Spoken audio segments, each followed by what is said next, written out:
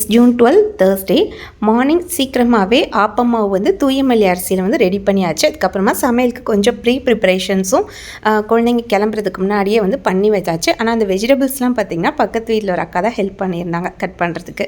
And மீன்வாயில் hair pack, வெந்தயம், ஷேக்காய், முருங்கை இலை, சின்ன வெங்காயம் இதெல்லாம் போட்டு ரெடி பண்ணியிருக்கேன். இதை வந்து நான் அப்ளை பண்ணிவிடுவேன்.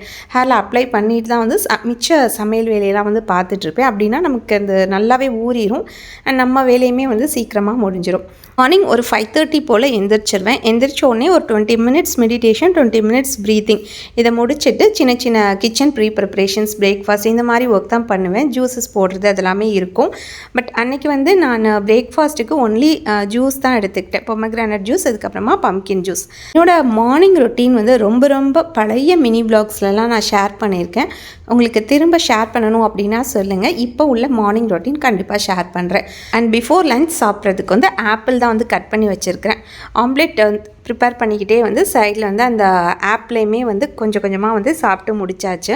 இந்த மாதிரி கிச்சனில் கிடைக்கிற சின்ன சின்ன கேப்ஸையுமே யூஸ் பண்ணி ஹெல்த்தியாக நம்ம சாப்பிட்டுக்கலாம். ஸோ அதை வந்து நீங்கள் ட்ரை பண்ணுங்கள். அது மாதிரி கிச்சனில் செய்கிற எக்ஸசைஸ் உங்களுக்கு தேவைன்னா கமெண்ட் பண்ணுங்கள். நெக்ஸ்ட் வீடியோவில் ஷேர் பண்ணுறேன். ஆம்லேட் வந்து ப்ரிப்பேர் பண்ணதுக்கப்புறமா எனக்கும் ஃபாதர் இன்லாவுக்கும் தனித்தனியாக வந்து எடுத்து வச்சாச்சு. அவங்களுக்கு லஞ்ச் வந்து பேஸ்கெட்டில் எடுத்து வச்சாச்சு. நானும் பிளேட்டில் வச்சு சூப்பராக வந்து சாப்பிட்டு முடிச்சிட்டேன். அண்ட் அன்னைக்கு ஒரு ட்ரெஸ் மெட்டீரியல் தைக்க கொடுக்க வேண்டியிருந்தது. ஸோ அதுக்கு தான் வந்து எடுத்துகிட்ருக்கேன்.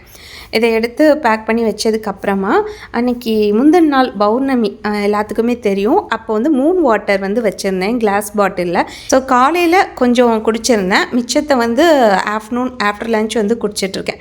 இது முடிச்சதுக்கப்புறமா நம்ம காலையில் அரைச்சோம் இல்லையா மாவு, இப்போ சூப்பராக வந்து புளிச்சு நல்லா நொறையாக வந்திருக்கு பார்த்திங்கன்னா, நிறையா பபிள்ஸோட. இதில் வந்து தூயமல்லி அரிசி தாங்க யூஸ் பண்ணியிருக்கேன். ரொம்ப பர்ஃபெக்டாக வரும். எனக்கு தேவைன்னா ஸ்க்ரீனில் தெரிய நம்பருக்கு ஆர்டர் பண்ணி பை பண்ணிக்கோங்க. அண்ட் ஆஃப்டர்நூன் லஞ்சுக்கு வந்து எங்கள் மெய்ட் அக்காவுக்கு இந்த ஆப்பம் தான் வந்து செஞ்சு கொடுத்தேன். ரொம்ப நல்லா சாஃப்டாக வந்திருந்தது. பார்த்திங்கன்னா உங்களுக்கே தெரியும், நல்லா ஏரியாக கேக் மாதிரி இருக்குது. இதில் சோடா எதுவுமே சேர்க்கலைங்க.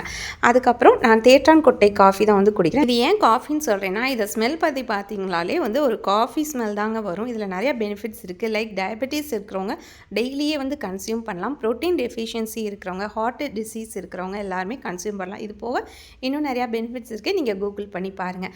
ஓகே ஃப்ரெண்ட்ஸ், இன்னொரு மினி விளாகில் சந்திக்கலாமா?